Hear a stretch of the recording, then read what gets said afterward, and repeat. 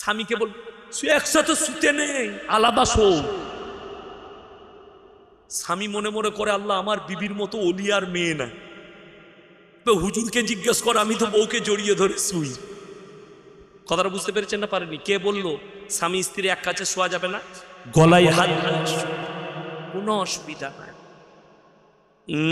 আপনার রোজার জন্য শর্ত যেটা, রোজা রাখা অবস্থায় তোমার স্বামী স্ত্রী মিলন করা যাবে না, এটা হচ্ছে শর্ত। অনেকজন বলে, মেয়েরা বলে চুমু খেলে রোজা ভেঙে যাবে। পেলি তাই, আমি তো রোজ চুমু খাই না। যুবকরা হাসছে, দেখো রমজান মাসে শুনেলেন মেয়েরা, অনেক লোক মনে করে রমজান মাসে স্বামী স্ত্রী মিলন করা হারাম। কোন সময় হারাম শুনেলেন? রোজা অবস্থায়।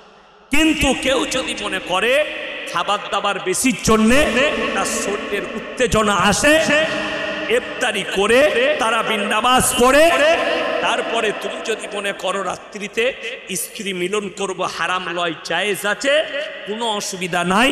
সাহরির আগে তোমাকে গোসল করে নিতে হবে। অনেকজন আমাকে কালকে একজন প্রশ্ন লিখেছে, হুজুর গোসল তো করবো, আমার স্ত্রী যে গোসল করবে ঠান্ডা লেগে যাবে না, মাথার চুল কি করে শুকাবে? আমি বললাম আবে মেশিন উঠেছে, চুল শুকানো মেশিন উঠে, কিনে নিবে, কারেন্টে লাগাবে, চুল শুকিয়ে যাবে। অনেক যুবক মনে মনে ভাবছে শালা কাল কি কিনবো, তাই না?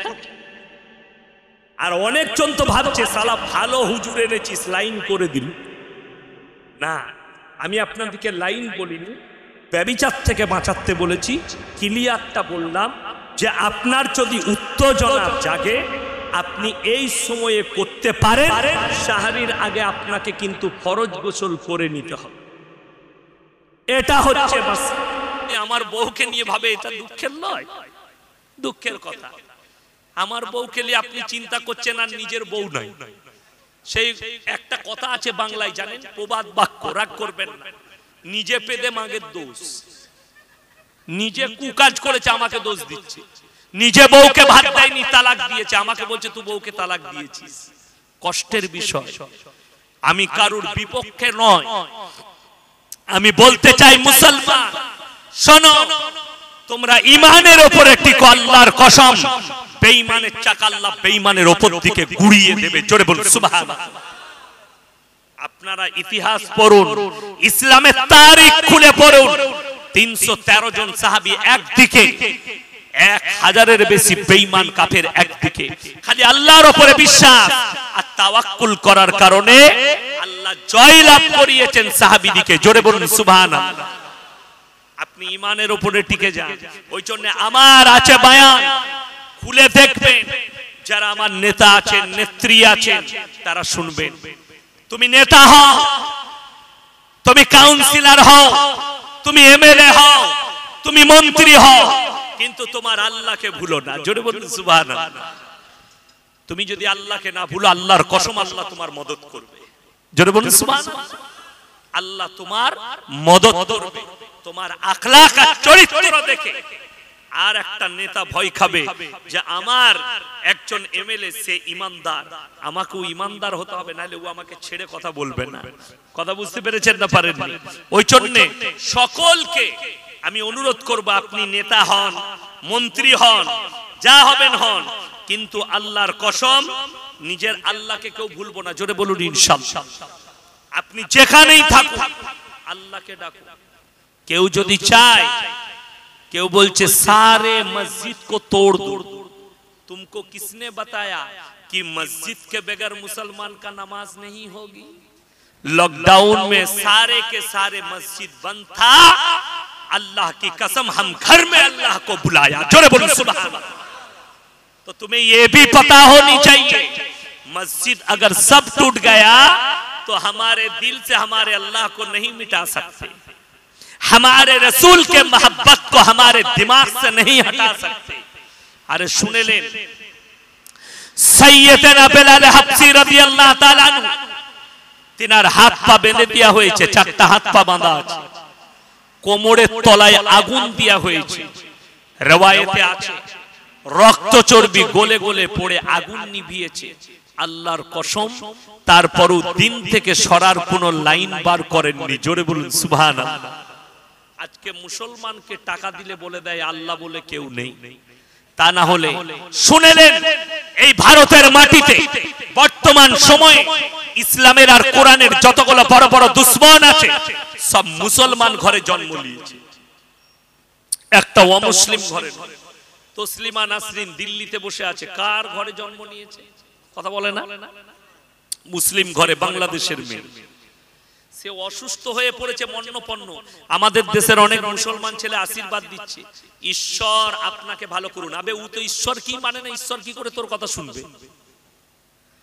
বড় কষ্টের বিষয়। শুধু সে নয়, জাস্টাস ইনায়েতুল্লাহ মুসলমান ঘরে জন্ম নিয়েছে, নবীজির উপরে কলম টেনেছে।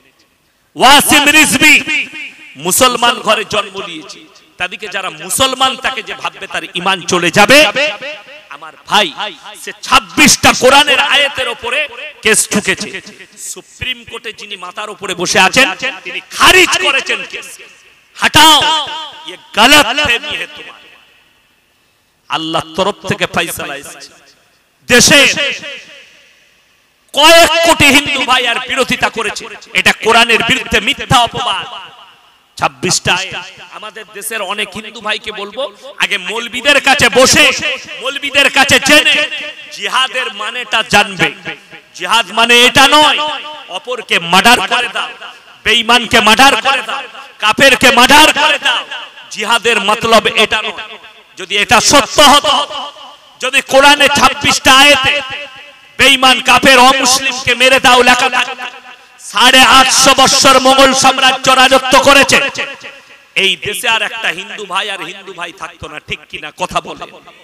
কিন্তু তারা জানে আমার নবীজি সাল্লাল্লাহু আলাইহি সাল্লাম এবং কোরআনে আছে, তোমরা কেউ কি বাধ্যতা করো না ইসলামের জন্য। আল্লাহ যাকে হিদায়াত দেবে, যার দিমাগে ঢুকবে, তারা আমার আল্লাহর কালমা পড়ে নিবে নবীজি সাল্লাল্লাহু আলাইহি সাল্লামের, তারা ইসলামে ফিরে আসবে। জোরে বলুন সুবহানাল্লাহ। ইসলামে কেউ কেউ কি জবরদস্তি করা যাবে না। আল্লাহর কসম, যারা ইতিহাস জানে না ইসলামের ইতিহাস শুনে যান। আমার নবীজি সাল্লাল্লাহু আলাইহি সাল্লাম ইসলাম প্রচার করেছেন, আল্লাহর কসম চরিত্রের দ্বারা, আখলাকের দ্বারা, ব্যবহারের দ্বারা করেছেন। তলোয়ারের দ্বারা আমার নবীজি আখলাক এবং চরিত্রের দ্বারা করেছেন, তলোয়ারের দ্বারা নবীজি ইসলাম প্রচার করেননি। জোরে বলুন সুবহানাল্লাহ। যদি তলোয়ারের দ্বারা হতো, কুফারে মক্কা দাঁড়িয়ে থাকতে পারত না। নবীজি ঘুরিয়ে তরোয়াল চালাতেন। নবীজির কাছে হাদিসে আছে তলোয়ার তো ছিল, আল্লাহর কসম নবীজির জীবদ্দশায় তলোয়ারের দ্বারা মানুষ তো দূরের কথা, একটা প্রাণী পর্যন্ত ক্ষত বিক্ষত হয়নি। জোরে একবার বলুন সুবহানাল্লাহ। মানুষ তো দূরের কথা। ওই জন্য আমি আপনাদেরকে বলে যাই, সবাই হাত তুলে বলুন আজ থেকে মুমিন কে কে হবেন। হাত তুলেন তো ইনশাআল্লাহ। জাযাকাল্লাহ। এরপরে আমি ইসলামের বুনিয়াদ আপনাদের কাছে রাখছি। আজকে দেখুন কষ্টের কতগুলো বিষয় আপনার আমার কাছে, সেই বিষয়গুলো বলে দিই। কষ্ট। ইমাম সাহেব এসেছে এখানে? কই আপনি? মাশাআল্লাহ, জাযাকাল্লাহ, আলহামদুলিল্লাহ। ইমাম সাহেব ভাই আছে, খুব ভালো করে আপনারা ইমানদারির সঙ্গে বলবেন। আমি মুসলমানের বিচারগুলো বলে দিই, আপনার বিচার। আজকে কষ্ট কি লেগে জানেন? আমি যদি একটা অমুসলিম ভাইকে বলতে চাই, আমার গ্রামটা হচ্ছে 4.5 থেকে 5,000 বসতির গ্রাম, প্রায় সবই মুসলিম, খালি 30-35 ঘর দাস আছে এবং 15 ঘর বাগদি আছে। 35 আর 15 কত? 50। 4,500 এর মধ্যে 50 ঘর দলিত আদিবাসী। আমার মাদ্রাসার সামনে একটা পাড়াটা দাস পাড়া, তো প্রত্যেকদিন দাসদের একটা ছেলে মদ পান করে, মদ খায়, বিবির ওপর অত্যাচার করে, মারধর করে, পাড়ার লোককে গালিগালাজ করে, চিল্লাচিল্লি করে। একদিন আমার বাজারে পেলাম তাকে, আমি বলে শোন এখানে। ওই যে হুজুর কি হয়েছে? শোন এখানে, শোন। আমরা কি ব্যাপার বলতো? তুই যে মদ খাস, মদ পান করিস, কত ক্ষতি জানিস? বলে কি ক্ষতি? আমরা প্রথমেই তোর শারীরিক ক্ষতি, দ্বিতীয় নম্বর অর্থের ক্ষতি, তোর পারিবারিক ক্ষতি, তোর সামাজিক ক্ষতি। কি বললে উত্তর দিলে জানেন? হুজুর আমাকে মানা করছেন, আপনার অমুক মুসলমান ভাই আমার সাথে বসে মদ পান করে, আমার কষ্ট পেল, বুকটা ফেটে গেল কথাটা শুনে। শুধু তাই নয়, আপনার অমুক মুসলমান ভাই গিলাসে মদ ঢেলে দেয়, কষ্ট পেলাম। এরপর বলুন, মুসলমানের জন্য মদ খাওয়া জায়েজ আছে? কথা বলেন না, হারাম। মুসলমানের জন্য গাঁজা খাওয়া হারাম, মুসলমানের জন্য মদ পান করা হারাম, মুসলমানের জন্য মিথ্যা কথা বলা গুনাহ কবিরা হারাম, মুসলমানের জন্য চুরি করা হারাম। আপনাকে দেখিয়ে দেব, আমাদের দেশে মসজিদের দরজা থেকে জুতো চুরি হয়, ঠিক কিনা কথা বলে? শুনেলেন, নামাজি কখনো চুরি করতে পারে না, চোর নামাজি সাজে। অনেকজন জুম্মার নামাজ পড়তে যায়, আজকে নতুন মাল পেলেই চালিয়ে দেবো, দরজায় যখন ঢুকে তখনই নিয়ত করেলে এইটা চালাবো, পড়ে এসছে ছিড়া, বেরুচ্ছে নতুন পড়ে।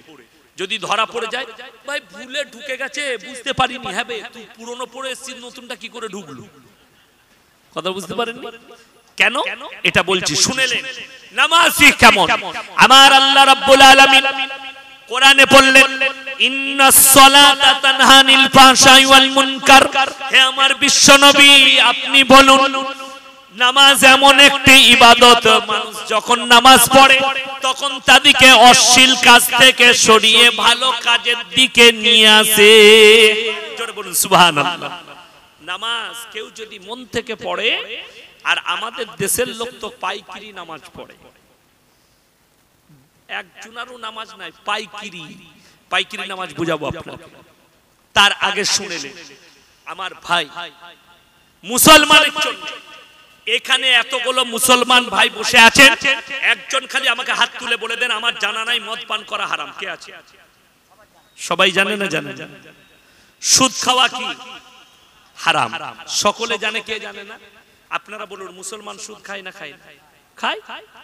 বড় কষ্ট এই জায়গায়, মুসলমান সুদ খায়, মুসলমান গাঁজা খায়।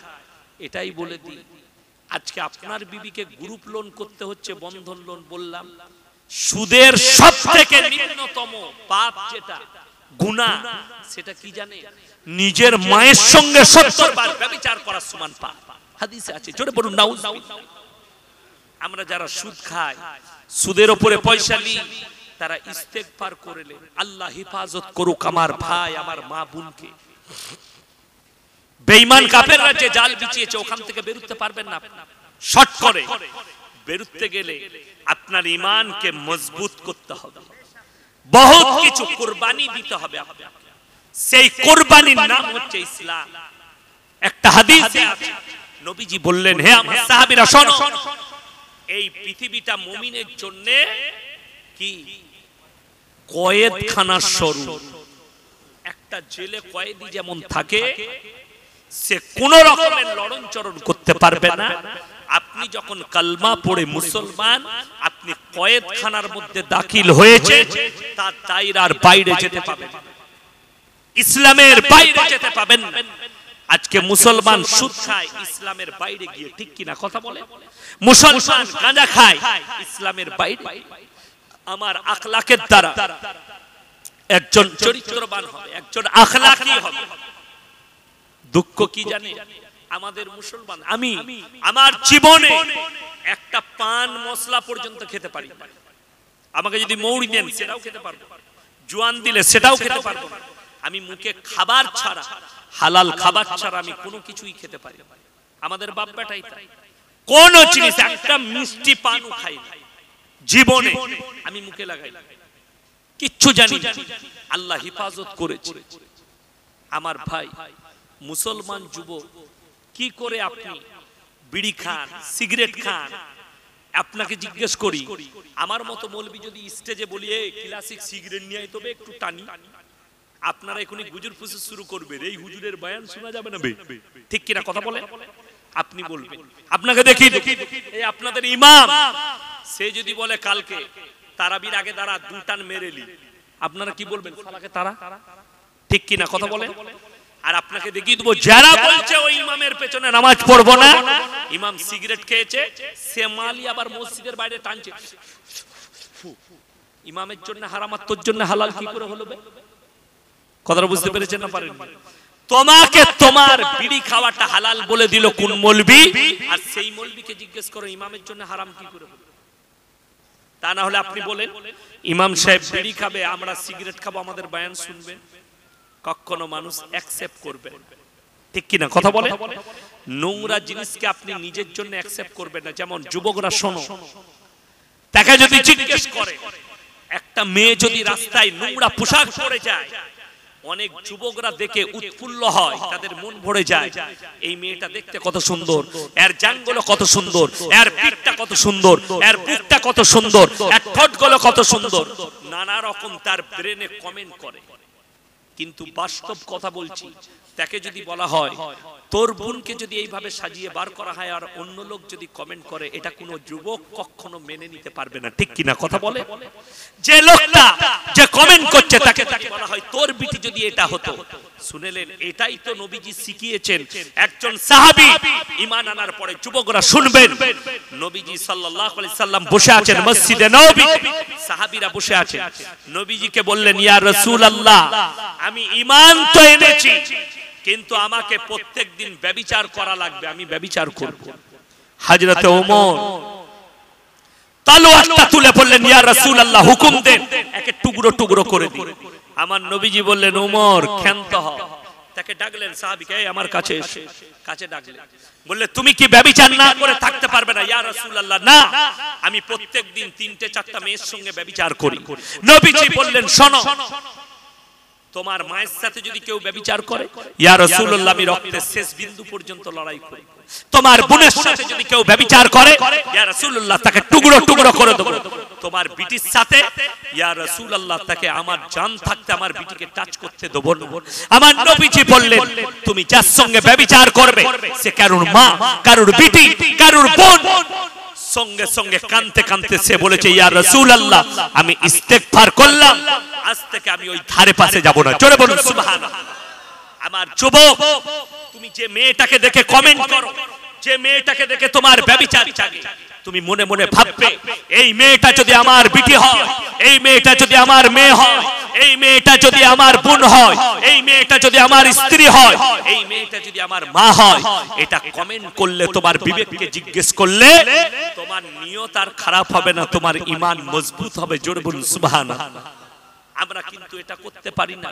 লোকের বইয়ের পিঠ দেখতে ভালো লাগে, লোকের বইয়ের পেট দেখতে ভালো লাগে, নিজেরটা ভালো লাগে না। নিজের জন্য আমরা পারি না।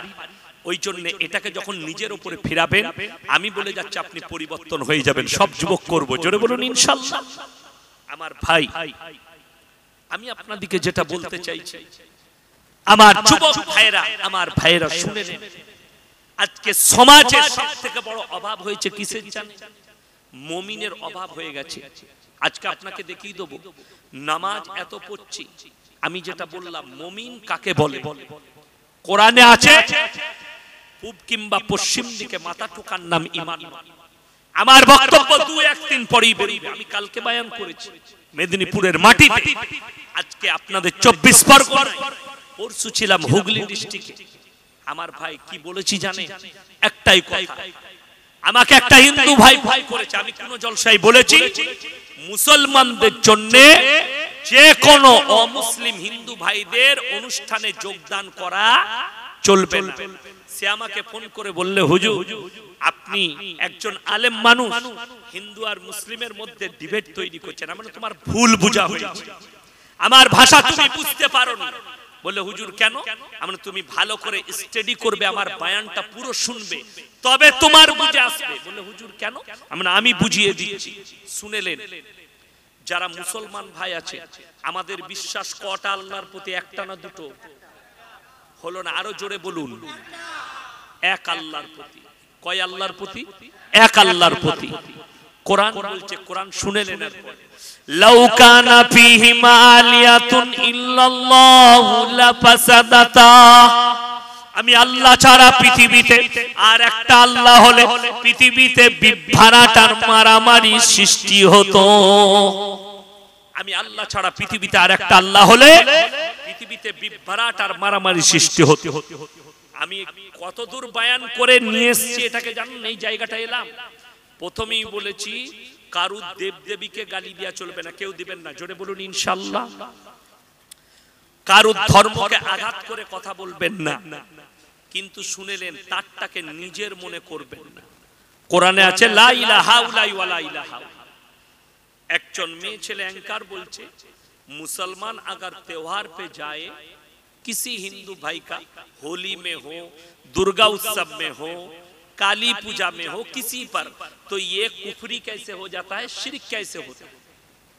तो इसको जाननी चाहिए कि हमारे अल्लाह के सिवा किसी दूसरे माबूद को, दूसरे को माबूद मानना, ये हमारे अल्लाह के सामने सबसे बड़ी पाप है। কথাটা বুঝতে পেরেছেন না পারেন? আল্লাহর কাছে যতগুলো পাপ আছে সবথেকে বড় পাপ হচ্ছে শিরকের পাপ। আল্লাহর আসনে কেউ কি বসানো, আল্লাহ ছাড়া কেউ কি মাবুদ রূপে গ্রহণ করা, এটা ইসলামে যায় না। যদি আমাকে বলে, আমি তাকে বলেছি, আমাকে যদি বলো যে ভাই আপনি এক কাজ করুন, কি আপনি বলুন হিন্দু ভাইয়ের বাড়িতে খাবেন, আপনাকে দাওয়াত করেছে, মেয়ের বিয়েতে কোনো হিন্দু ভাই, অবশ্যই আপনি খাবেন, যেটা হালাল হবে সেটা খেতে পাবেন, জোরে বলুন সুবহানাল্লাহ, কোনো অসুবিধা নেই। আপনাকে আমাকে যদি কোনো হিন্দু ভাই বলে আজকে আমার বাড়িতে আপনার দাওয়াত, একটু আমার বাড়িতে নাস্তা করবেন, আমাকে বর্তমানে একজন পাঞ্জাবি ভাই, সে আমার বক্তব্য শুনে একদিন দেখা হয়েছে, স্যার আমার বাড়িতে আপনাকে চা খেতে হবে, আমরা অবশ্যই খাবো। নিয়ে গেল বাড়িতে, আমাকে চা বিস্কুট ইত্যাদি খাওয়ালো। তারপরে আমাকে বললে, স্যার আমি তো শুনেছি আপনাদের মতো মানুষ কোথাও খান না। আমি বললাম যে অবশ্যই শরীয়তে জায়েজ আছে, আমি আপনার বাড়িতে ভাতও খাবো, হালাল জিনিসটা খাবো, হারামটা মুসলমানের জন্য অ্যাকসেপ্ট করেন, এটা লিখে নিয়ে যান। কিন্তু যদি বলে আমার কালী পুজোতে আপনি আসবেন, আল্লাহর কসম এই কথাটা মেনে নিতে পারবো না, আমার আল্লাহ অ্যাকসেপ্ট করবে না। তুমি যখন দাওয়াত দিবে যাবো, অসুবিধা নাই।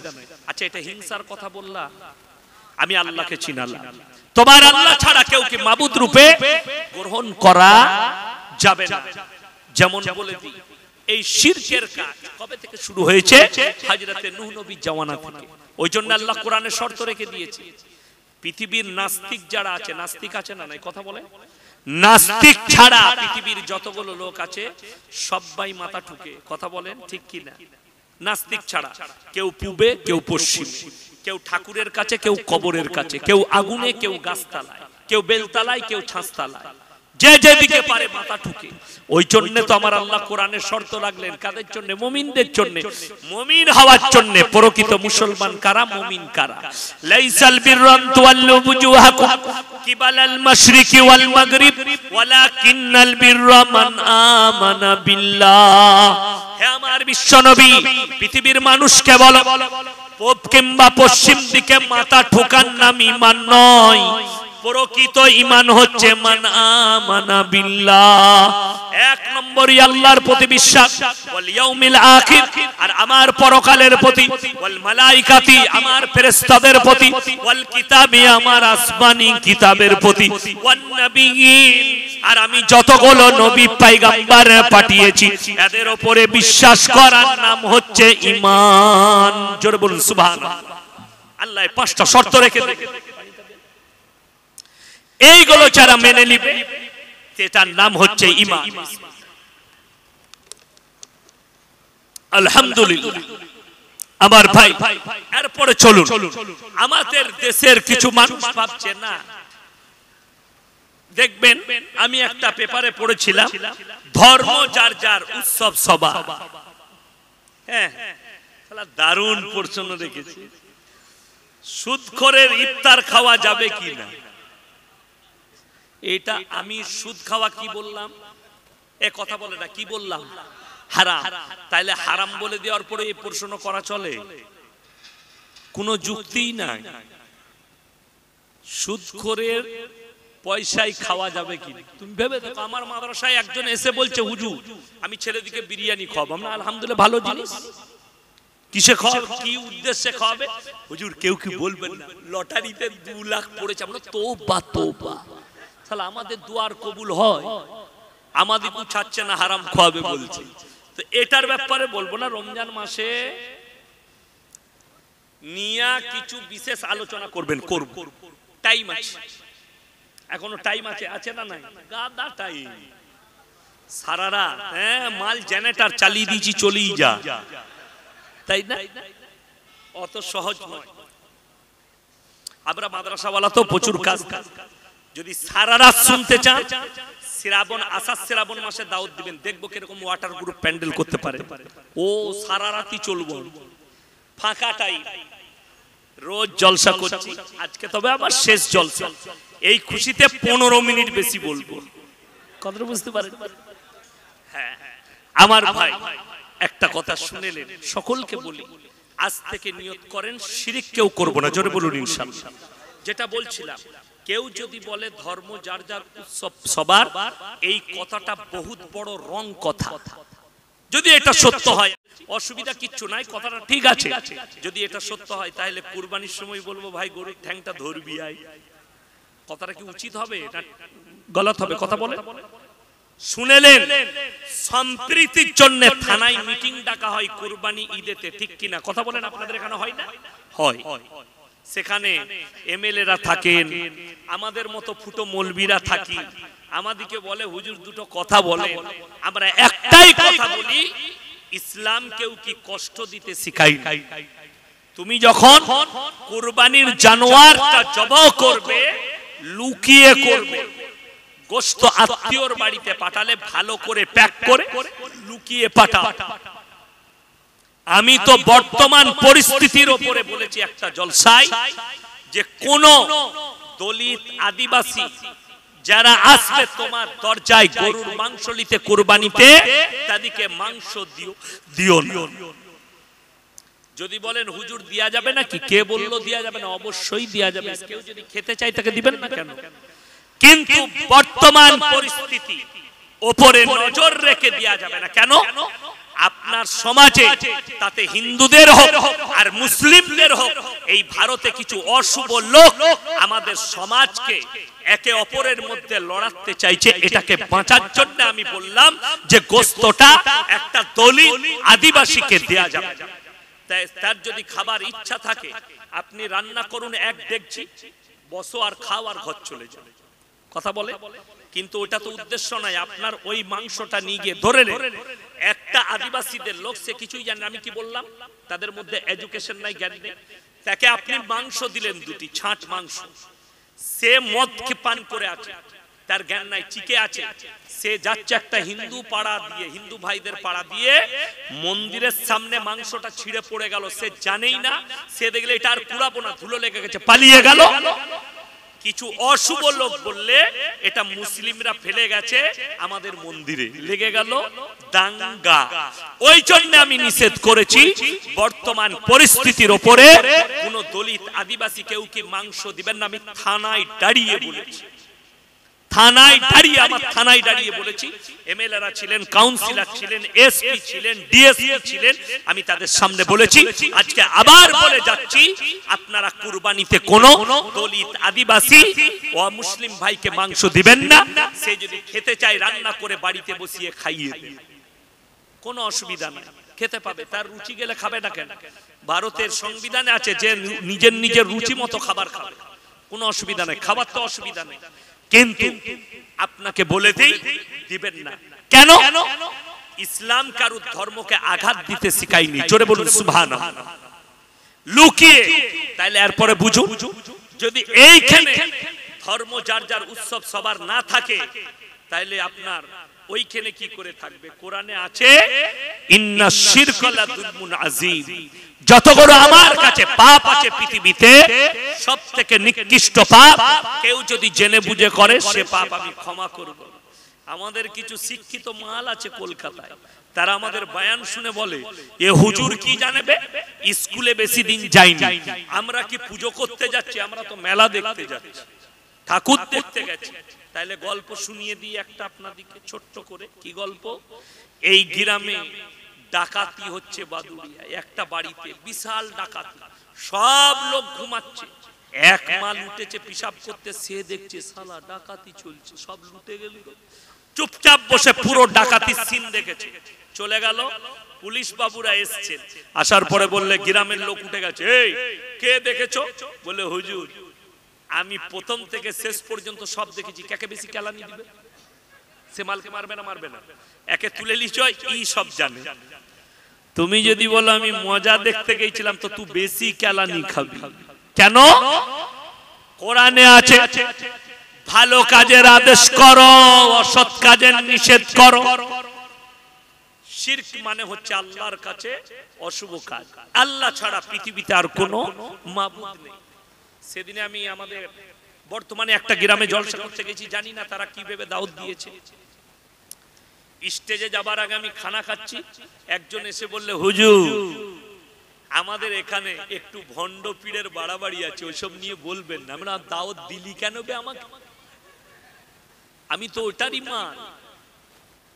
বাস্তব কথা শুনেলেন, আমার 20,000 স্ক্রিপ্ট ছুটছে, একটা যদি দেখাতে পারেন আমি হক্কানি পীরের বিরুদ্ধে বলেছি, আমি আপনাদের জুতোর মালা পরবো। বার করেন এখানে বসে। একটা না, আমি বলেছি ভণ্ড পীরের বিরুদ্ধে, আর মৃত্যুকাল পর্যন্ত বলবো যারা সমাজকে গোমরাহির পথে নিয়ে যাচ্ছে আমি তাদের বিরুদ্ধে আছি, আর মৃত্যুকাল পর্যন্ত আমার মাথা নত করব। সেই ঈদগায় ঢুকে দেখছি, যখন যাচ্ছি ময়দানে একটা বড় গাছ, গাছের গোড়ায় দেখছি আল্লাহ ঘোড়া রাখা আছে, ধূপবাতি মোমবাতি। আমি বললাম হ্যাঁ ভাই, এইখানে আমাদের হিন্দু ভাইরা পুজো করেন। বলছে না হুজুর, এখানে একজন পীর সাহেব আছে। আমি বললাম মালটা কোথায় ঢুকে আছে, বার করতো।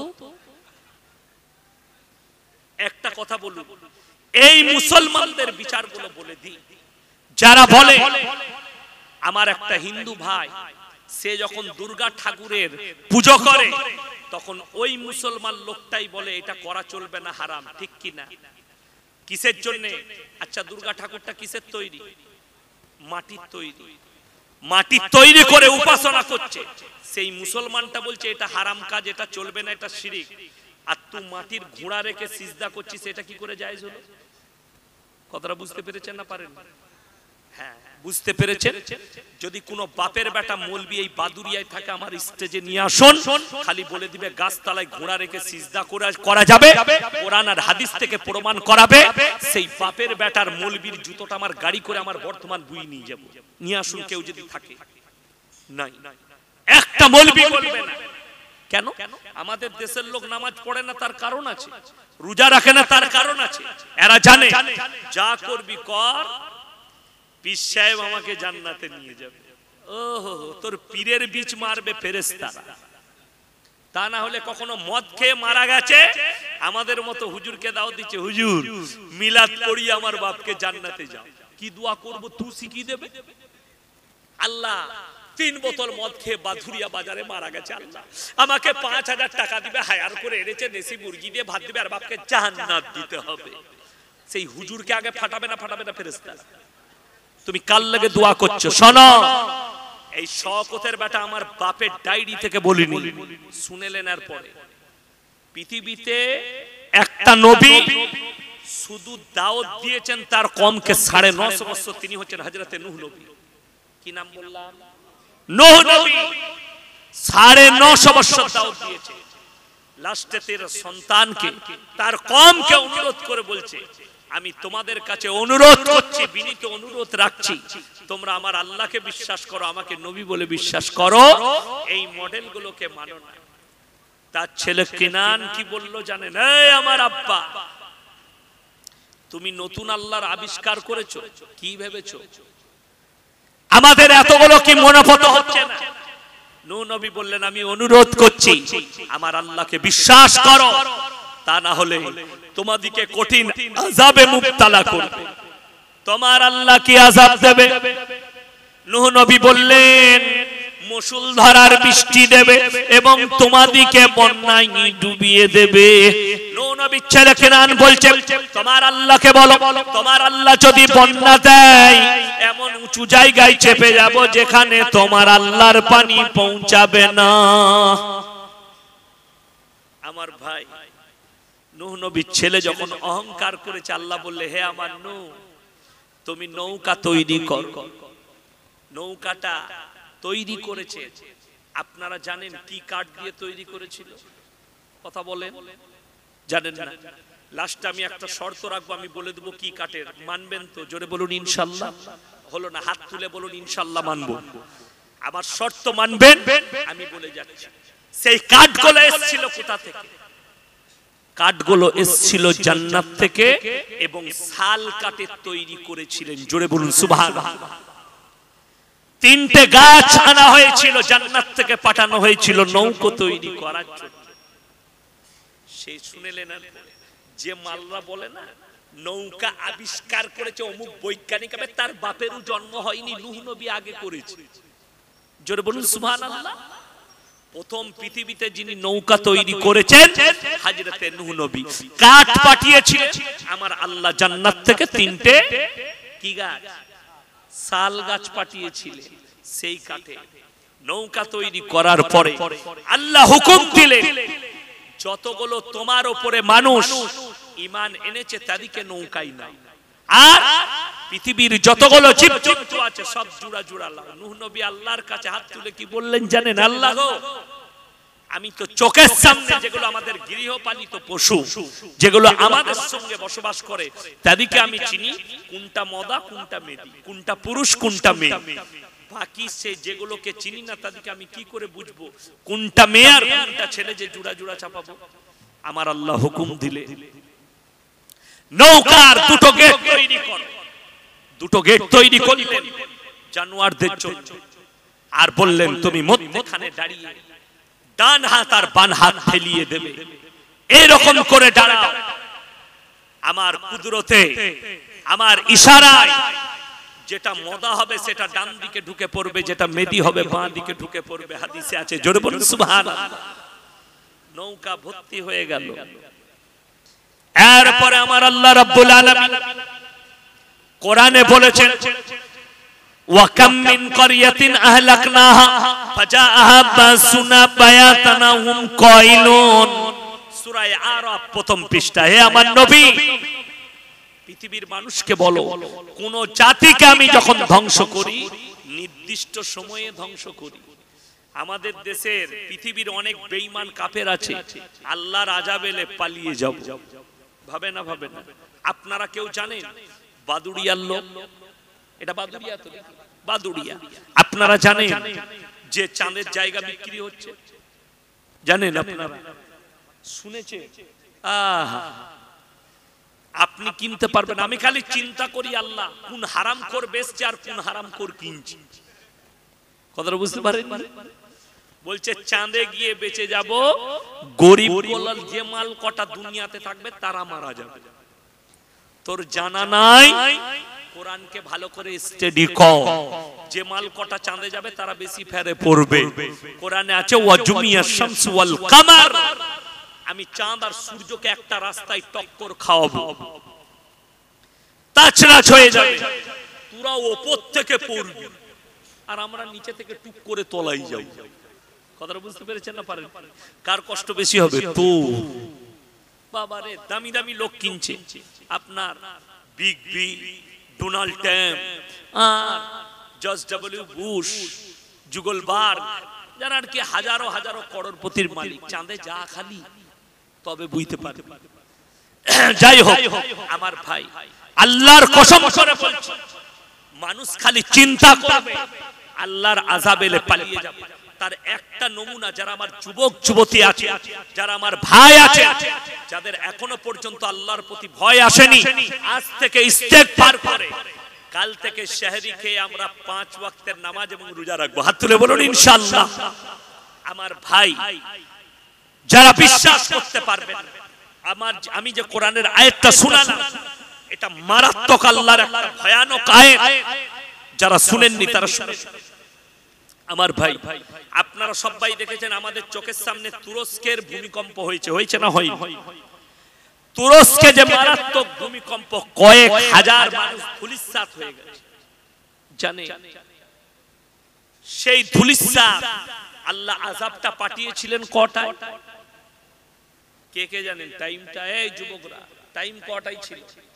তুরস্কের ভূমিকম্পের সময় ভোর 4:30, 4:17 থেকে 20 মিনিটের মাথায় আমার আল্লাহ কোরআনে বললেন, হে আমার নবী, আমি ধ্বংস করি ওই সময় যখন তারা গভীর নিদ্রায় থাকে, তাতে দুপুর বেলায় হোক আর রাত্রিতে হোক আমার আযাবটা দিকে অ্যাটাক করে।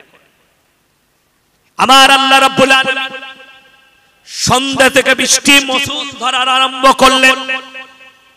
যত রাত গড়ায় তত বৃষ্টি বাড়তে থাকে। নূহ নবী নৌকার উপরে, তার উপরে যারা বিশ্বাস করেছেন তারা নৌকার উপরে। রাত্রি 2টোর পরে আমার আল্লাহ তাআলা সমুদ্রকে উতলে দিলেন। পৃথিবীর যারা বিশেষজ্ঞ আছেন, যারা ইসলামের বিশারদ, তারা বলেছেন আল্লাহ সমুদ্রের পানিকে নূহ নবীর যাওয়া নাই 1250 ফুট উপরে তুলেছিলেন। অত বড় প্রলয় আর বন্যা পৃথিবীর বুকে আজকে তারিখ পর্যন্ত ঘটেনি। 1250 ফুট, গোটা দুনিয়া ডুবে গেছে। শুনেলেন? যারা মনে করছেন হুজুরদের দোয়াই দিয়ে জান্নাতে যাব পাপ করে, তারা কান খুলে শুনবেন।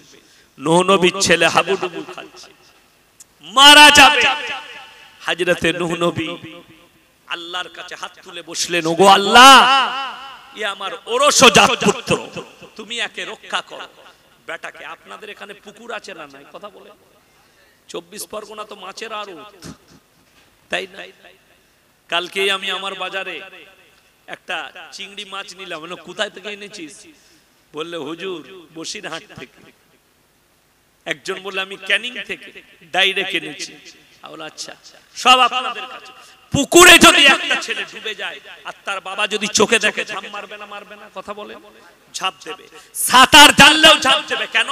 তার মনেতে পিতৃ স্নেহ জেগে গেছে, আমার সন্তান আমার রক্তের সন্তান। ওই জন্য আমার ভাই, সে ঝাঁপ দেবে যে কোনো হালতে নিজের সন্তানকে বাঁচানোর জন্য। একটা কথা মাথায় রাখবে আমার ভাই, হযরতে নূহ নবী আল্লাহর কাছে বললেন, ওগো আল্লাহ, আমার ওরসজাত পুত্র, তুমি একে রক্ষা করো। আল্লাহ ধমক দিলেন নিজের নবীকে, আমাদের মতো ফুটো মৌলবীকে নয়।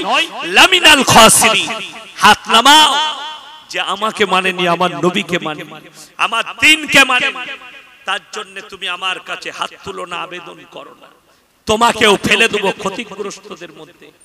ভয়ে নূহ নবীর হাত নেমে গেল। এরপরে চিন্তা করো, আমাদের মতো ফুটো মৌলবী, তুমি সারা জিন্দেগি মদের ভাটিতে জীবন কাটিয়েছো, গাঁজার ভাটিতে কাটিয়েছো, পাপেতে জীবন অতিবাহিত করেছো। তুমি মৌলবীর দোয়াই দিয়ে আর হুজুরের দোয়াই দিয়ে জান্নাতে যাবে? তো সে হুজুর মার খাবে আর তুই খাবে। লেকিন না, কোরআনে আছে। আমাদের মতো মৌলবী মুল্লা পীর ফকিররা তো দূরের কথা, কোরআনে সূরা আরাফ, যাদের বাড়িতে মানে কোরআন আছে খুলে, যাদের মোবাইলে কোরআন আছে, তাফসীর খুলে দেখে, ফালানাস আলান্নাল্লাযিনা উরসিলা ইলাইহিম ওয়ালানাস আলান্নাল মুরসালিন। হে আমার বিশ্ব নবী, পৃথিবীর মানুষকে বলো, আমি কিয়ামতের দিনে মৌলবী মুল্লা তো দূরের কথা, আমি কিয়ামতের দিনে দাঁড় করাবো নবী আর পয়গম্বর আর রাসূল দিকেও, আর তাদের কমকেও, তাদেরকেও জিজ্ঞাসাবাদ করব, আর তাদেরকেও জিজ্ঞাসাবাদ করব, তুমি দাওয়াত কেমন করে দিয়েছো, তুমি কবুল কেমন করে করেছো। আপনি রেহাই পাবেন, আল্লাহ সকলকে হাজিরি দেবে। আজকে বড় কষ্ট লাগে, কি জানে, দুঃখ লাগে। আমাকে অনেকজন মনে করে পীর বিরোধী মৌলবী। 100% আমি পীর বিরোধী মৌলবী নয়, আমি সিস্টেম বিরোধী মৌলবী। তোমার সিস্টেম ভুল, আমি তোমার বিরোধী। এখানে হাজী সাহেব কে কে আছেন? হাত তুলেন তাড়াতাড়ি। এই হাত তুলেন। হাজী সাহেব কে কে আছেন? আপনি আছেন, মাশাআল্লাহ, জাযাকাল্লাহ। আর কে আছেন? হাজী সাহেব আর কেউ নেই? যাই হোক, কই মাশাআল্লাহ, শুনেলেন দুজন পেয়েছি আমার পাশে, আলহামদুলিল্লাহ, এত নুরানি চেহারা। আল্লাহ ইনার হায়াত দারাজ করুক, জোরে বলুন আল্লাহুম্মা আমিন। আমার ভাই হাজী সাহেবকে জিজ্ঞেস করুন, মক্কা থেকে মদিনা 430 থেকে 450 কিলোমিটার রাস্তা, 450। কটা মাজার দেখে নাই? একটাও দেখে? আমার বাড়ি থেকে আপনার এখানে 190 কিলোমিটার, 190,000-এর বেশি আছে। তার মানে মক্কা মদিনার লোক অলি চিনতে পারেনি। কথাটার মানে এটা দাঁড়াচ্ছে, ঠিক কিনা? কথা বলে। এরপর আমার উপরে রাগ করবেন, আপনাকে বাস্তব কথা বলে দিই। আমার গাড়িতে এক্ষুনি চাপ, আপনাকে এমনি রাখবো না, আমি আমার এসি রুমে রাখবো মেহমান খানায় মাদ্রাসায়। এক রাত রাখবো, কালকে শহরি খাইয়ে আপনাকে গাড়ি করে দিয়ে যাব। যদি হিম্মত থাকে আমার গাড়িতে চাপো। আমার এলাকায় আমি এক জায়গায় বিচারে গেলাম, আমাকে পাঠানো হলো এলাকা থেকে। কি হয়েছে? মারামারি হয়েছে। একদল বলছে ওরস করবো আর একদল বলছে করতে দেবো না। আমি তাদেরকে জিজ্ঞেস করলাম তোরা কেন দিবি না, আর তুমি যে করছো তোমার এই কবরে কোন ওলি শুয়ে আছে? বললে হুজুর কেউ নাই, পাথর চাপড়ি থেকে একটা পাথর এনে কবরটা তৈরি করেছে। ইসলাম মিথ্যার উপরে চলে না সত্যের উপরে? তাড়াতাড়ি বলে। সত্যের উপরে টিকে আছে। তাইলে ওই কবরে কেউ শুয়ে নেই, একটা পাথর লোককে ধোঁকা দিয়ে খাচ্ছে, হারাম। শরীয়ত নিষেধ করেছে। ইসলাম মিথ্যার উপরে নয়, সত্যের উপরে টিকে আছে। আজকে আমি আপনাদেরকে বলে দিই, হাজরাতে হোসেন কোথায় শহীদ হয়েছে? বাদুড়িয়ায় তো নাকি? কথা বলে না? কোথায়? কারবালাটা কোথায় আছে? মগরাহাটে, ইরাকে আছে। আর আপনাকে বলে দিই, হাজরাতে হোসেন ইরাকের মাটিতে শহীদ হয়েছে, শুয়ে আছেন ইরাকের মাটিতে। তার মঞ্জিল মাটি হচ্ছে বাদুড়িয়ায়, তার মঞ্জিল মাটি হচ্ছে হাওড়া, তার মঞ্জিল মাটি হচ্ছে আপনার বর্ধমানে, তার মঞ্জিল মাটি হচ্ছে মুর্শিদাবাদে, তার মঞ্জিল মাটি হচ্ছে অমুক জায়গায়। কষ্ট লাগে, একটা মানুষের কবর কটা? কথা বলে। তাইলে সবগুলো মিথ্যা, একটাই সত্য, যেটা কোথায় আছে? কারবালায় আছে। জোরে বলুন সুবহানাল্লাহ।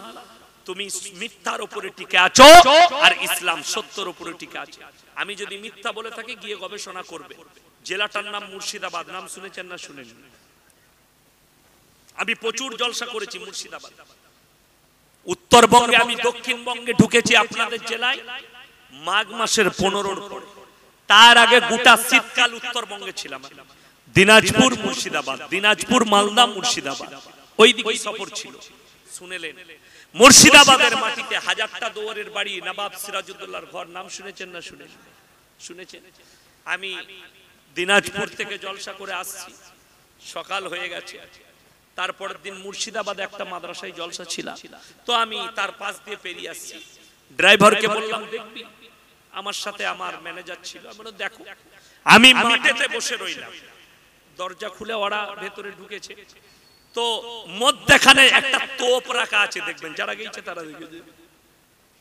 তার পাশে এক গম্বুজ একটা মসজিদের মতো ঘর আছে। তো আমি তার সোজাসুজি ঘাসের উপরে বসেছিলাম, পা মেলে।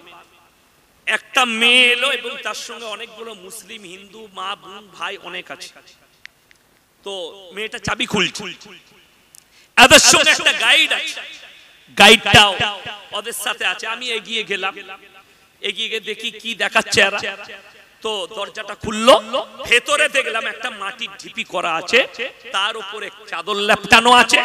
চাদরের এক কোণে লেখা আছে ইয়া আলী, এক কোণে ইয়া হোসেন, এক কোণে ইয়া হাসান, এক কোণে ইয়া ফাতেমা, মধ্যখানে লা ইলাহা ইল্লাল্লাহ মুহাম্মাদুর রাসূলুল্লাহ। মাশাআল্লাহ, আলহামদুলিল্লাহ। চাদরের উপরে ওই মধ্যখানে শিব ঠাকুরের হাতে যে ত্রিশূল থাকে সেটা গাঁথা আছে। সেটাও গেল। এই গাইডটা, ওই ছেলেটা মুসলিম, তাদিকে বলছে যে জানেন তো নবাব হজ করতে গিয়েছিলেন, এই মাটিটা মক্কা থেকে এনেছে।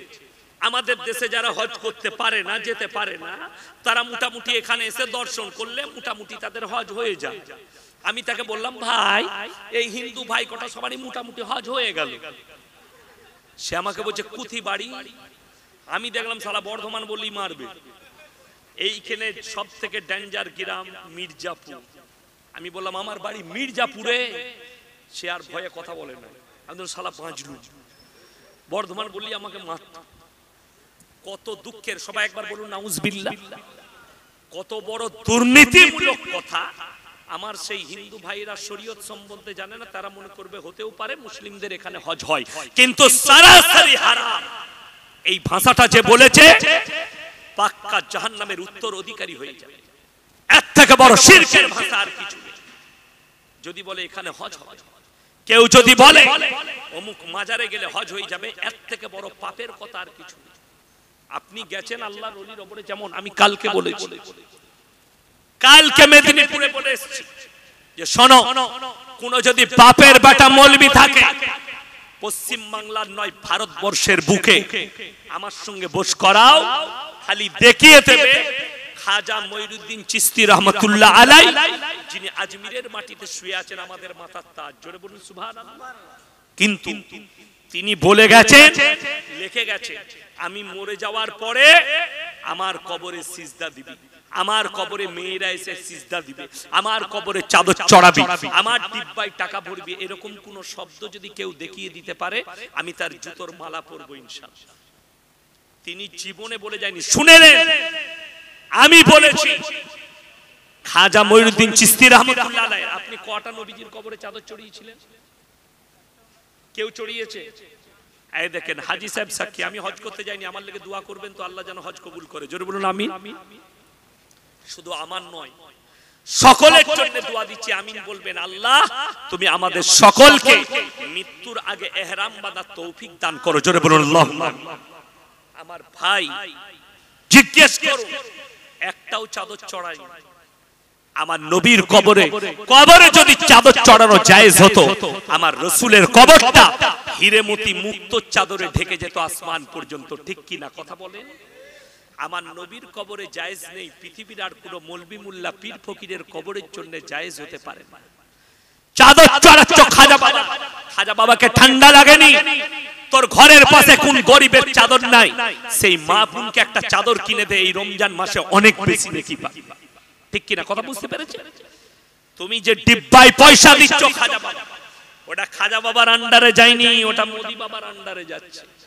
তোমার জানা না ওই জায়গাটা কেন্দ্র সরকারের আন্ডারে আছে। সেই জন্যই তো গাঁজাখোররা ঠাঁই পেয়েছে, যতগুলো খাদিম আছে সব গাঁজাখোরার মাথা।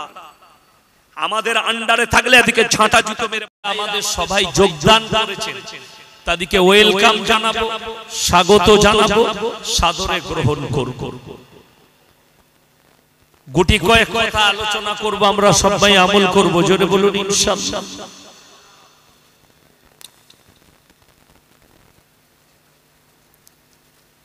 এক নম্বর, ইনসান মানে হচ্ছে ভুলে যাওয়া। নিসিয়ান শব্দ থেকে ইনসান এসেছে। মানুষ মানে হচ্ছে ভুলে যাওয়া, ভুল করবে মানুষ। ভুল হবে না কাদের? ফেরেশতাদের। ফেরেশতাদের কাজ অনলি ফর একটা। ফেরেশতাদের কাজ কয়টা বললাম বাবা? কথা বলে একটা, শুধুমাত্র আল্লাহর হুকুম পালন করা। মানুষকে আল্লাহ তাআলা একটা কাজ দেয়নি। কেউ যদি কোন মুসলমান ভাবে নামাজ, রোজা, কোরআন তেলাওয়াত এটাই ইসলাম আর কিছু না।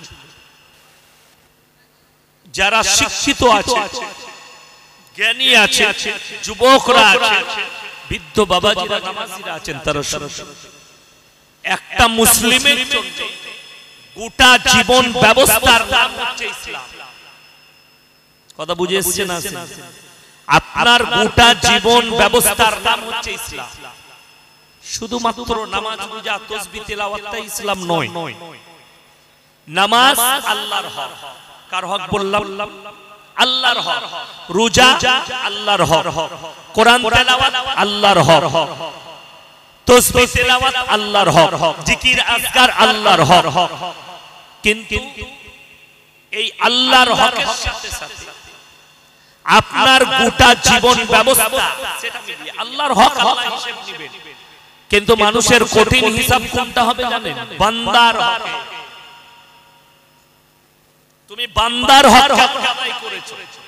তোমার বাবা মা, তোমার প্রতিবেশী, তোমার ভাই ভাই, তোমার স্ত্রী, তোমার পুত্র পরিজন, তোমার প্রতিবেশী।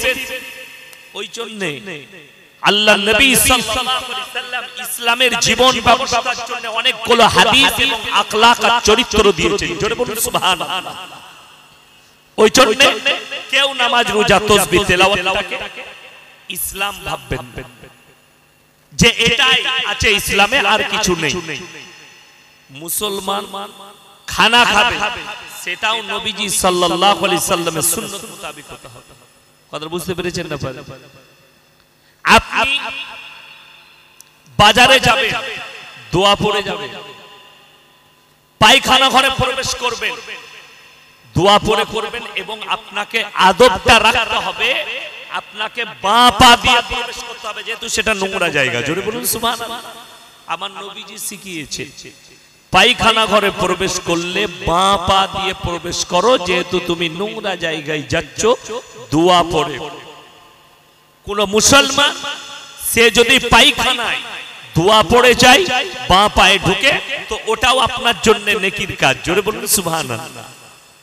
আপনি বের হবেন, ডান পা দিয়ে বের হবেন, মসজিদে ঢুকবেন, দোয়া পড়ে ঢুকবেন, প্রথমেই ডান পাটা মসজিদে ঢুকাবেন। আপনি খানা খাবেন, বিসমিল্লাহ বলে খাবেন, ঠিক কিনা কথা বলেন? যে কোনো কাজ শুরু করবেন, আপনি ব্যবসা করছেন, সকালবেলায় দোকানের তালা খুলে না খোলাই থাকে, কথা বলেন, তালা খুলেন, দোকানের ক্যাশ বাক্স, দোকানের তালা, আপনি যখন দোকান খুলবেন বিসমিল্লাহ বলে খুলবেন। আমাদের দেশের মুসলমানরা তো গান গাইতে গাইতে দোকান খুলে, সকালবেলায় দোকান খুলে ক্যাশে বসে যে সূরাটা মুখস্থ আছে একটু কোরআনের তেলাওয়াত করবে। ব্যবসা দোকান, এই তোমরা তাড়াতাড়ি কমপ্লিট করে নাও, ডিসাইড হও। আমার ভাই, আপনি সকালে দোকান খুলবেন, দোকানে 10 মিনিট কোরআন তেলাওয়াত করবেন। আমাদের দেশের অনেক মুসলমান সকালবেলায় উঠে দোকানে ধূপ দেয় বরকত হবে বলে, ঠিক কিনা কথা বলে? ধূপে যদি বরকত হয়, ধূপের কোম্পানির মালিক কত বড় লোক হবে? বড় কষ্ট লাগে না? ধূপ বরকতের জিনিস। ধূপ ইঁদুর মরলে জ্বালাতে হয়, গন্ধ করলে ধূপ জ্বালাতে হয়, মশা কামড়ালে ধূপ জ্বালাতে হয়। ধূপ কখনো বরকতের লেগে জ্বালাতে না। ধূপের যদি বরকত হয় তাহলে আমার আল্লাহকে অবিশ্বাস করা হলো। সমস্ত কিছুর মালিক সকলে জোরে বলুন কে? আরো জোরে বলুন কে? সবের মালিক হচ্ছেন আল্লাহ। তাহলে তার বস্তুর উপরে আপনার বিশ্বাস এলো কি করে? তার সৃষ্টির উপরে আপনি বিশ্বাস করছেন কি করে? আমি ওটাই আপনাকে আজকে বুঝাবো যে মানুষ আসল জায়গা ছেড়ে নকলে পা রেখেছে, ওই জন্য আপনার জীবনে বরকত নেই, ওই জন্য আপনার পরিবারের মধ্যে সুখ নেই। আপনি তো সুখ খুঁজেন কোথায়? আমাদের দেশের লোক পরিবারের সুখ খুঁজে তাবিজে, পানি পড়ায়, তেল পড়ায়, নামাজে রোজাই নয়, আখলাকে চরিত্রে নয়, ব্যবহারে নয়। যেমন আমাদের দেশে বালা মুসিবত এলো, বালা মুসিবত এসেছে, আপনি ভাববেন না আমার ঘরে বালা মুসিবত এলো কি করে? খুব ভালো করে বুঝবেন। আপনাদের এখানে মসজিদ আছে তো, কথা বলে আছে? মসজিদের ইমাম সাহেব আছে না? না। এই ইমাম সাহেবের বেতন কত বলে? কথা বলে না? ইমাম সাহেবের বেতন কত? 5000 টাকা। একটা বলবেন 5000, 3000, 5000, 3 8 হয়, তাই না? 5000 বাদ দেন, 5000 টাকা বেতন ইমাম সাহেবের। ইমাম সাহেবের বউ রাস্তায় আপনার বন্ধন লোন আর গ্রুপ লোন করতে যাই তো, কথা বলে না? যাই না? যাই না, যাবার প্রয়োজন লাগে না। তার 5000-এ বরকত হয়ে যাচ্ছে। হাওড়া ডিস্ট্রিক্টের একটা ছেলে 4 দিন আগে ফোন করে বলছে, হুজুর এত ইনকাম করছি। কত করিস? হুজুর রোজ 700 করে। 3-7 কত হয়? কথা বলে না? 21000। মাসে 21000 টাকা রোজগার করে। বলছে হুজুর বরকত পাই না, নামাজ পড়ি। আমরা নামাজ পড়িস, বরকত পাস না? আমি বললাম কোথাও গোলমাল হচ্ছে। হয় তুমি চুরি করো, তা না হয় তুমি মদ খাও, তা না হয় গাঁজা খাও, তা না হয় লটারি কাটো, তা না হয় সুদ খাও। বলে হুজুর কিছুই করি না, আমি নামাজ পড়ি 5 ওয়াক্তের, একটা কাজ করি মাঝে মাঝে লটারি কাটি। আমি বললাম বরকত তো ওখানেই ঢুকেছে। কথাটা বুঝতে পারেন? মাঝে মাঝে লটারি কাটি। আমি তাকে বললাম তোর ইমামের বেতন কত? বলে হুজুর 6000। আমি বললাম লজ্জা কর, তোর 21000-এ বরকত নেই, তোর ইমাম সাহেব 6000 টাকা ইনকাম করে, তার বউকে বন্ধন লোন করতে হয় না, গ্রুপ লোন করতে হয়নি, আল্লাহ তার 5000-এ বরকত দিচ্ছে। এরপর শুনেন, বুখারী শরীফের riwayate আছে, যারা আল্লাহর রাস্তায় থাকবে, দিনের পথে থাকবে, আল্লাহ তাদেরকে মৃত্যুকাল পর্যন্ত ইজ্জতের রুজি দেবেন। জোরে বলুন সুবহানাল্লাহ। আপনি দিনের পথে থাকেন, হালাল মাল খান, আল্লাহর উপরে বিশ্বাস রাখুন, রুজির মালিক সকলে বলুন কে? আল্লাহ। রুজির মালিক হচ্ছেন আল্লাহ। আপনি চাইবেন না আপনার দস্তরখানে খাবার চলে আসবে, আপনি চাইবেন না আপনার কাছে খাবার পৌঁছে যাবে, যে চাইবে তার কাছে পৌঁছাবে না। ঠিক কি না কথা বলে?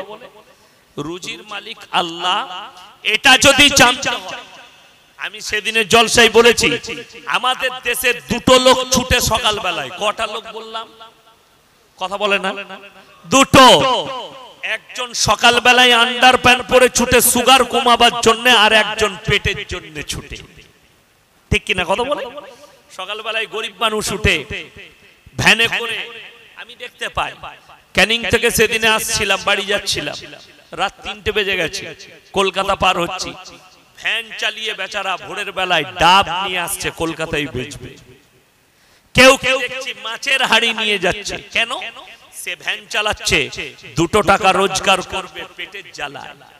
আর যখন ধর্মতলা পার হচ্ছি, কত কোটিপতি আর ডাক্তারকে দেখছি বউকে সাথে করে নিয়ে আন্ডারপ্যান্ট পরে খালি ছুটছে। কি হলো বলে ডাক্তারে বলেছে 3 কিলোমিটার হাঁটবি। শয়সু গয়কার র কি কথা বলো না? বানানটা বললাম তো, সুগার। সকাল বেলায় কেউ ছুটে সুগার কমাবার জন্য, রোগ ভালো করার জন্য, কেউ ছুটে পেটের জন্য। আমার ভাই, যারা ভাবে টাকায় ইজ্জত পাওয়া যায়, যারাই ভাবে সম্পদে ইজ্জত পাওয়া যায়, তারা একবার মাথা তুলে দেখুন, ইসলামের ইতিহাস তুলে দেখুন। ফেরাউনের মতো বাদশা, কত সম্পদ, মিশরের বাদশা, আল্লাহ তাকে লাঞ্ছিত করেছে, কিয়ামত পর্যন্ত অভিশপ্ত। মিশরের জাদুঘরে ফেরাউনের লাশ পিরামিড করে রাখা আছে। অনেকে কোরআন হাদিস জানে না, কোরআনে আছে কিয়ামত পর্যন্ত ফেরাউনের লাশ যদি পিরামিড না করা হতো, কিয়ামত পর্যন্ত অক্ষত অবস্থায় তার লাশটা থেকে যেত। জোরে বলুন সুবহানাল্লাহ। এটা কোরআন। তাকে পানি লাইনি, আগুন লাইনি, জমিন লাইনি, আল্লাহ মধ্যস্থলে দাঁড় করিয়েছে। সে তো মিশরের রাজা বললে, যদি পচে গিয়ে দুর্গন্ধ ছাড়ে মমি করে দাও। তাকে যদি মমি না করা হতো, সে এতটাই অভিশপ্ত আমার আল্লাহর কাছে, তাকে কিয়ামত পর্যন্ত অক্ষত অবস্থায় রেখে দিতেন আমার আল্লাহ। ফিরাউনের লাশ এখনো যদি কোন বৈজ্ঞানিক, আমি চ্যালেঞ্জ দিলাম, ফিরাউনের লাশটা কাটো, মমিটা ছাড়াবে, তার অক্ষত অবস্থায় তার মাংসগুলো পাবে। এটা চ্যালেঞ্জ, কোরআনের বাণী। তাকে অক্ষত অবস্থায় রাখবো কিয়ামত পর্যন্ত। সে এতটাই অভিশপ্ত, তাকে কোনো পোকামাকড়ে স্পর্শ করেনি। জোরে বলুন সুবহানাল্লাহ। আল্লাহ কতটা শক্তিশালী। নমরুদের মতো নেমো খারাপ, ইব্রাহিম নবীকে জ্বালাতে চেয়েছিল, সে তার প্রজাদের জুতো খেয়ে মারা গেছে। নাকে মশা ঢুকেছে বললে আমাকে জুতো করে বাড়ি মারি। আল্লাহ কত শক্তিশালী বুঝতে পেরেছে। আপনারা বলুন, আমি ভাইজান আমাকে খানা খাওয়ালো, নাস্তা করালো, অনেক কিছু খাওয়ালো, বলবো না কি কি খেয়েছি। আল্লাহ উনার বরকত দেখ, জানে মালে ইজ্জতে বরকত দেখ, খানা খেয়েছি। আর আমি আপনাকে বলছি, শুনেলেন, কলকাতা আপনাদের কাছে, আমাদের ববি হাকিমের মা মরে গেলে জানাজার নামাজ কে পড়াবে? কথা বলে না? মদন মিত্র তো নাকি ইমাম সাহেব 6000-এর মৌলবি পড়াবে। জোরে একবার বলুন সুবহানাল্লাহ। কোন নেতা মন্ত্রী পড়াতে পাবে না। তাইলে তুমি বলছো ইজ্জত পাওয়া যায়? আল্লাহর কসম, কোরআন বলেছে ওয়া তুইজ্জু মান তাশা ওয়া তুদিল্লু মান তাশা। আমি যাকে ইচ্ছা করব তাকে ইজ্জত দেব, যাকে ইচ্ছা করব তাকে বেইজ্জতি করব। আমার শুনেলেন এটা আল্লাহকে চিনবেন কি করে? আমাদের পার্থবাবু আমাদের মন্ত্রী ছিলেন, এখন জেলের কুঠরিতে। আল্লাহ আবার চাইলে আবার মন্ত্রী হবে, আল্লাহর ইচ্ছা, আল্লাহর কসম। ফেরাউনকে জলিল করেছি, বেইজ্জতি করেছি, নমরুদকে বেইজ্জতি করেছি। ইব্রাহিম নবী একটা পশমকে আগুন জ্বালাতে পারেনি, আল্লাহ আগুনকে এমন হুকুম দিয়েছিলেন, জোরে বলুন সুবহানাল্লাহ। ওই জন্য সব সময় ভাববেন, আল্লাহর কাছে দোয়া করবেন, আল্লাহ তুমি যতক্ষণ বাঁচিয়ে রাখবে ইজ্জতের রুজি দিও, আল্লাহ তুমি আমার ইজ্জতে বরকত দিও, এই দোয়া চাইবেন, জোরে বলুন ইনশাআল্লাহ। সম্পদের দোয়া নয়, কোটিপতির দোয়া নয়। আমি দত্তপুকুরে চা খেতে দাঁড়িয়েছিলাম, তো আমি গাড়ি থেকে নেমে আমাকে চাটা দিল, আমি বসে চা খাচ্ছি। একটা হিন্দুদের ছেলে, হিন্দু ভাই এসে ব্রেক করলেন, হেলমেটটা খুললেন, খানিকক্ষণ মোবাইলটা দেখে আমার কাছে এসে বললেন, স্যার একটা কথা জিজ্ঞেস করো। স্যার এই ব্যক্তি কি আপনি? আমি বললাম হ্যাঁ। বলে স্যার আপনার পা ছুঁতে ইচ্ছা করছে। আমি বললাম না, পা ছোঁয়া যাবে না, ইসলাম শরীয়তে হারাম। তুমি আমার সঙ্গে হাত মিলা। আমার সঙ্গে হাত মিলালো। বলে আজকে ভাগ্যবান আমি, বহুদিন থেকে চেষ্টা করছি এই মৌলবীকে পাবো কোথায়। আপনাকে পেয়ে গেলাম, অনেকক্ষণ কথা বললাম, আপনার ভাষা ভালো লাগে। আমি দোয়া দিলাম, আল্লাহ তোমাকে ইসলামের জন্য কবুল করুক, জোরে বলুন আল্লাহুম্মা আমিন। আমি তার কাছ থেকে তাকে চিনি না, আল্লাহ আমাকে চিনিয়েছে। সে এটাও বুঝতে পেরেছে যে লোকটা হক কথা বলে। আমি বললাম আল্লাহর কৃপা যে আল্লাহ তোমার হৃদয়ে আমার মহব্বত দিয়েছে, এমন মহব্বত দেখ তুমি যেন আমার রাসূলকে চিনতে পারো, আমার আল্লাহকে চিনতে পারো। আমি এই দোয়া করেছি। আমাকে যারা গালি দেয় আমি তাদের জন্য দোয়া করি, আল্লাহ তুমি এদের ইজ্জতে বরকত দাও, এদেরকে হিদায়াত দাও। তাছাড়া আমার কাছে কোনো হাতিয়ার নেই। কেন? যারা অশ্লীল ভাষা ব্যবহার করেন তারা আবার ভাষাটা শুনেলেন। এটা হাদিস বুখারী শরীফের রওয়ায়েতে আছে, যারা মুনাফিক হবে, মুনাফিকদের বড় আলামত হচ্ছে তারা অশ্লীল ভাষা ব্যবহার করে, খারাপ ভাষা ব্যবহার করে। আজকে জানি পৃথিবীর সমস্যা, ভারতের সমস্যা হিন্দু মুসলিমের ম্যাটার নয়, ভারতের সমস্যা শিখ ইসাইর ম্যাটার নয়, ভারতের সবথেকে বড় সমস্যা হচ্ছে এডুকেশন, শিক্ষা নেই। তার কয়েকটা উদাহরণ দেব। যে যার মধ্যে শিক্ষা থাকবে না তাকে খেলা করতে খুব সহজ। যে জাতির কাছে শিক্ষা নেই তাকে নিয়ে খেলা করা খুব সহজ, তাতে সে হিন্দু হোক আর মুসলিম হোক। যে ছেলের কাছে এডুকেশন নাই তাকে এডুকেশন বালা নিয়ে খেলা করে। তার কয়েকটা প্রমাণ দিই, এডুকেশন কত দরকার, শিক্ষা কত প্রয়োজন। ওই জন্য আল্লাহ ইসলামের বুনিয়াদ রেখেছেন শিক্ষার দ্বারা। আল্লামা বিল কলম, হে আমার নবী আমি কলমের সাহায্যে তোমাদেরকে শিক্ষা দিলাম, জোরে বলুন সুবহানাল্লাহ। আমি একটা মিটিং দেখেছিলাম মোবাইলে, মেদিনীপুরের খড়গপুরে ছিল মিটিংটা। একটা যে কোনো রাজনৈতিক দলের মিটিং। সেখানে কিছু দলিত এসেছে, আদিবাসী, অনেক মা অনেক ভাই আদিবাসীদের, তারা যোগদান করেছে, হাতে ঝান্ডা আছে। দেখবেন আপনাদের এদিকে আদিবাসী কম আছে, সব থেকে বেশি আছে বাঁকুড়া, পুরুলিয়া, মেদিনীপুরে আদিবাসী। বিশেষ করে ঝাড়গ্রাম, লালগড় এই দিকে আছে আদিবাসী ভাই বোনেরা বাস করে। পুরুলিয়া আমি যাই তো অনেক আদিবাসী, আমার এলাকায় ধান কাটতে আসে, ওই আদিবাসী মানুষরা আসে, আদিবাসী ভাইরা মায়েরা আসে। আমার ভাই তাকে জিজ্ঞেস করছে একজন মিডিয়া যে কোন দলের মিটিং এ এসেছিস? তার হাতে ঝান্ডা আছে, সে জানে না, বুঝে আমি জানি না। ও যে কেন, তাহলে তুই এলি কি করে? বলে আমাকে 500 টাকার বিরিয়ানি খাওয়াবে। কথাটা বুঝতে পেরেছেন না পারেন? সে এটাও জানে না আমার হাতে যে ঝান্ডাটা আছে এটা কার, এটা সিম্বলটা, এটা কোন দলে, সেটাও জানে না। কেন? তাকে বলা হয়েছে 500 টাকা দেবো আর বিরিয়ানি দেবো, তার হাতে আছে বিজেপির একটা ঝান্ডা, কিন্তু সে এটাও জানে না। আবার একটা মেয়ে তো বলছে আমি টিএমসির মিটিং এ এসেছি, অথচ হাতে বিজেপির ঝান্ডা। কেন? তাকে পয়সা দিয়ে কিনা হয়েছে, টাকা আর বিরিয়ানি দেবো, তার মধ্যে এডুকেশন নাই বলে তাকে নিয়ে খেলা করতে পেরেছে তারা। আমাদের মতো মৌলবীকে নিয়ে খেলা করুক, কে বাপের বেটা আছে দেখবো। ইয়াসিন, আমি 10,000 লোককে রোজ বুঝাই, আমাকে নিয়ে খেলা করতে গেলে তোমাদের এক একটা কূটনৈতিক মন্ত্রীকে লাগবে, তবে আমার সঙ্গে খেলা করতে পারবে। তাকে কূটনীতিবিদ হতে হবে তবে। কেন? তোমার কাছে যেমন কূটনীতি আছে, আমার কাছে আমার আল্লাহ আমার ব্রেনে সুনীতি দিয়েছে। জোরে বলুন সুবহানাল্লাহ। আমার সুনীতি দ্বারা আমি আমার বিচার করব তোমার ভাষাটা কোনটা ভুল আর কোনটা ঠিক। আমার ভাই কখনো অ্যাকসেপ্ট করব না। সেদিনে একজন আমাকে ভালোবাসে, আমার হিন্দু ভাই, আমাকে হোয়াটসঅ্যাপে পাঠিয়েছে কলকাতার বুকে যে কোনো ওয়ার্ডে আমাদের কিছু হিন্দু ভাই, তারা কি করছিল, তারা তাদের হিন্দুদের কোনো পূজোর অনুষ্ঠান ছিল, সেই অনুষ্ঠানে তারা কি করছে, অনুষ্ঠানের মধ্যে কোন একটা কিছু গান বাজনা হচ্ছিল, তাদের পুজো পাঠ, সেখানে কিছু ছেলে দুষ্কৃতী ঢুকে সেখানে ভাঙচুর চালিয়েছে। আমাকে পাঠিয়েছে, হুজুর আমি একজন হিন্দু যুবক, আপনাকে ভালোবাসি, এই সম্পর্কে আপনার মন্তব্য কি আছে?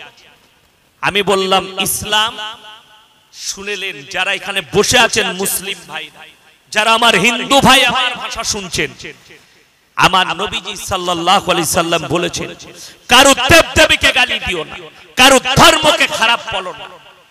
তোমার আল্লাহকে সে গালি দিলে তুমি পাপী হবে, তুমি দোষী হবে। জোরে বলুন সুবহানাল্লাহ।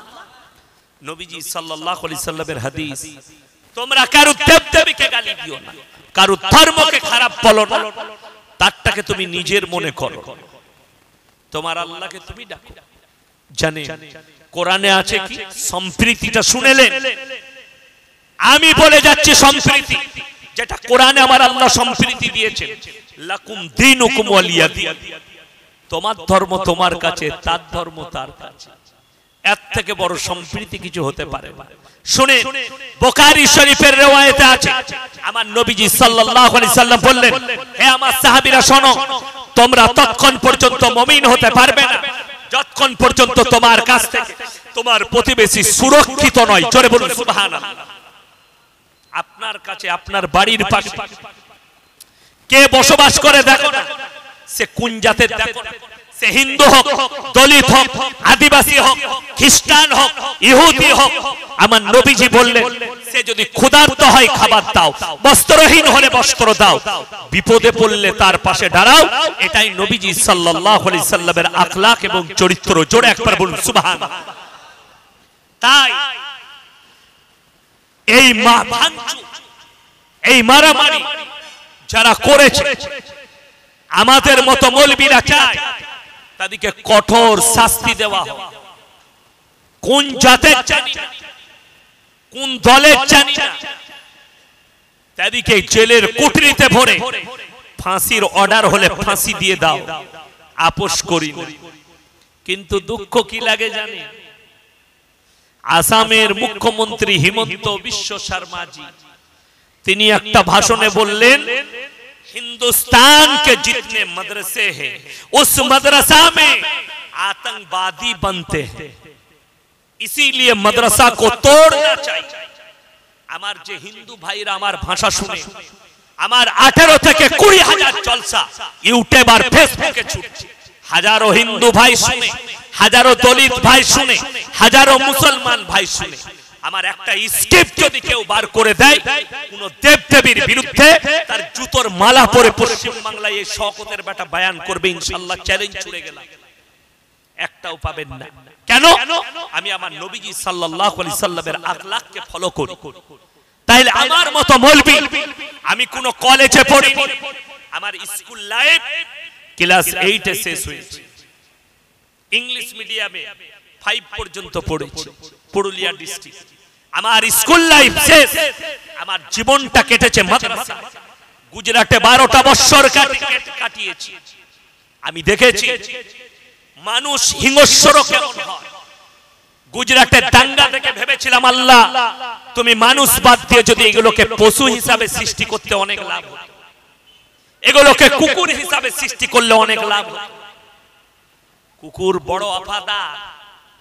আমার ভাই একটা কথা মাথায় রাখবে, যারা বলছে, আমি হিমন্ত বিশ্ব শর্মাকে বলতে চাই, একটা ধর্মের, একটা মাদ্রাসার, একটা কমিউনিটি, একটা লোক পাপ করলে সবাই পাপী নয়, ঠিক কি না? কথা বলে কখনো নয়। সব মাদ্রাসাকে যদি ভেঙে দাও, তোমার চুক্তি মেনে নিলাম। আমি তোমাকে প্রশ্ন করতে চাই, কেন্দ্রেতে বসে যারা মুসলমানকে আতঙ্কবাদী বলো, যারা মুসলমানের মাদ্রাসাগুলোকে গুড়িয়ে দিতে চাও, মসজিদগুলোকে গুড়াতে চাও, সেই ভাইদিকে আমি অনুরোধ করে বলছি, आसामेर मुख्यमंत्री के बोलची, जरा हमारा तकरीर सुन लीजिए, जरा हमसे डिबेट कर लीजिए, अगर हिम्मत है तो हमारे जैसे मौलवी से एक मर्तबा बैठ जाइए, इंशाअल्लाह हम सर झुकाने वालों में से नहीं है और हम बिकने वालों में से नहीं है। एक मर्तबा हमारे साथ बैठ जाओ, हम तुम्हें प्रूफ करेंगे। আমার ভাই আপনাদেরকে দলিল দিয়ে যাচ্ছি, ফেসবুক খুলেন, ইউটিউব খুলেন, গুগল খুলেন, এক্ষুনি প্রমাণটা পাবেন। একজন স্বাস্থ্যমন্ত্রী উড়িষ্যা, তার বডিগার্ড এসআই গাড়ি থেকে নামা মাত্র তাকে গুলিতে ঝাঁঝরা করে হত্যা করে দিয়েছে। এই পুলিশ অফিসারটা কোথা থেকে আতঙ্কবাদী তৈরি হলো? মাদ্রাসায়।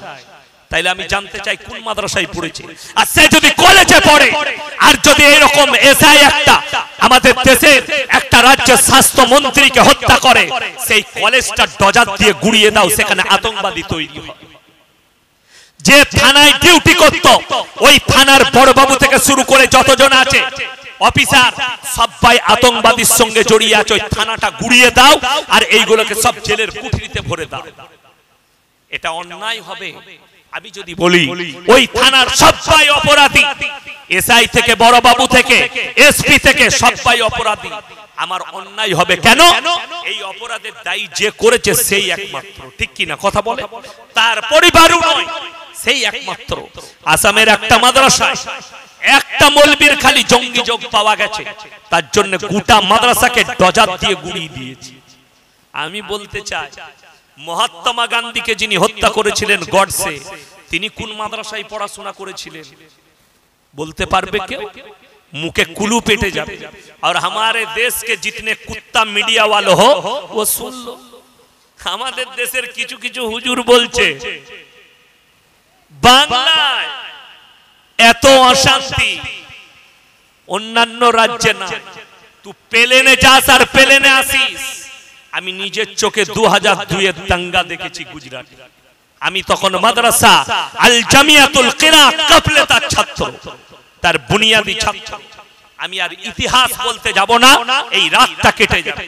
আমি খালি সামান্য আপনাদেরকে বুঝাচ্ছি, ভাবতে পারে কেউ প্রতিবাদ করে না।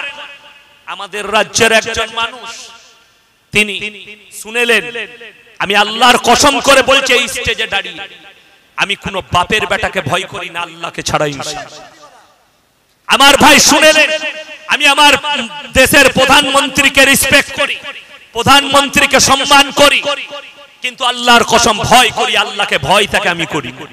আমাদের রাজ্যের মুখ্যমন্ত্রী মাননীয়, তেনাকে আমি সম্মান করি, রেসপেক্ট করি, ভয় কিন্তু আমি আল্লাহকে ছাড়া কেউকে খাই না, আর খাবেও না, আর খাওয়াও চলবে না। একটা মুসলমানের জন্য আপনার সম্মানী ব্যক্তি হলে তাকে রেসপেক্ট করুন।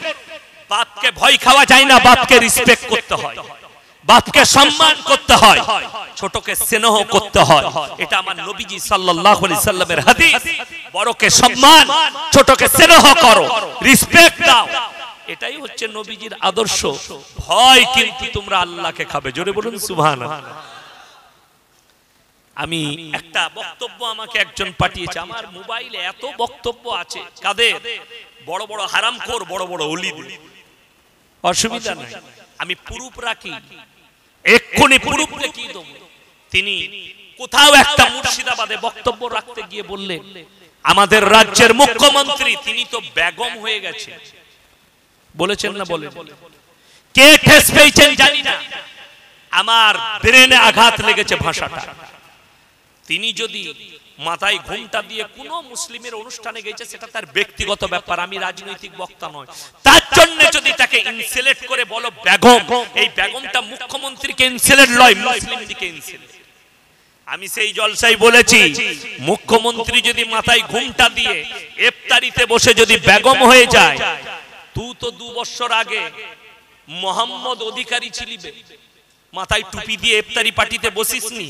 মোবাইল খোলো আর দেখো, যেই মেদিনীপুরের নেতা বলছে বেগম হয়ে গেছে, তুই নিজের কথা চিন্তা কর। তুই তো মোহাম্মদ শেখ অধিকারী ছিলি, তোর মাথায় টুপি, আমার কাছে প্রুফ আছে। ওই জন্য সাবধানে, ইসলামকে নয় কোন ধর্মকে নিয়ে খেলা করো না রাজনীতির সাথে।